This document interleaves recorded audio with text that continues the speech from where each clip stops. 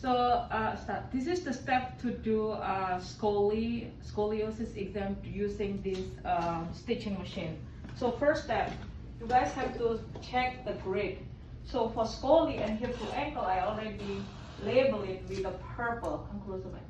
So this is the grid that I use because the reason why, because the SID more than 72 inches, to make the picture higher resolution, you have to change the grid. You have to take out the orange grid, you just pull it out and then you put it in, and then you take this purple, then you slide it in here gently.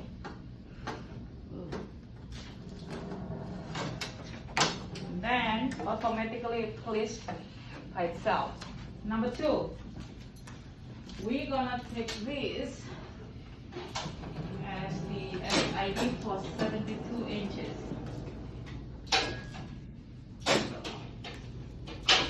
No, 105, sorry, not 72, 105, the SID. Because that's gonna give you the enough field from EAM to the femoral head. Okay, so next we're gonna take this one. So this board gonna come into play.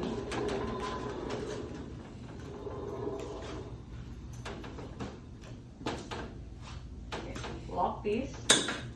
Remember, your spine is in the middle.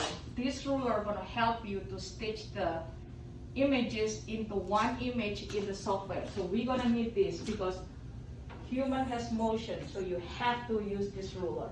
Because the spine is in the center of the body, you have to move it to the other side. So in this case, I move it to the left side. So I have Alyssa as a model. Go up in here, Alyssa. So we do PA scoli. Put her arm in here. And remember, the ruler has to be on the light field. The other thing that we have to do is we have to turn on the key. So it gives you the light field. So remember the key. So if the key is restricted, it's gonna go back to smaller light field. If you turn the key off, it's give you more light field. So come here, man. So what I meant is, see this? As soon as I turn the key off, that light open up, which I need that much. So, okay, I want you to turn around and then face the other way. Backwards? Yeah, that works. Bring your arms out. Yeah, this is a PA scoli. Come closer, Melissa. Good. So bring your, yeah. So center it. Put your marker. I usually put like right above the shoulder. So make sure Alyssa is a little bit taller. In this case, it goes right above her ears. And we don't need that much, so we're gonna collimate a little bit.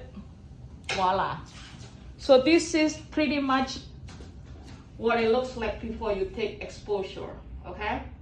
I open up a little bit because I don't want to touch her on her. You don't need this much, but sometimes this is the way I do it. I put like this much so I can cover the tailbone too. So when it's ready like this, you're gonna go to the loader and then you're gonna take exposure. When you take the exposure, you're gonna hold it for a while until 3 images taken, and then you're gonna let go when in the monitor said stitch it completed. Clear? Remember, this is scoli, left side. And then, okay, we're gonna do lateral. Alyssa, you're gonna turn face that wall. That wall. Yeah.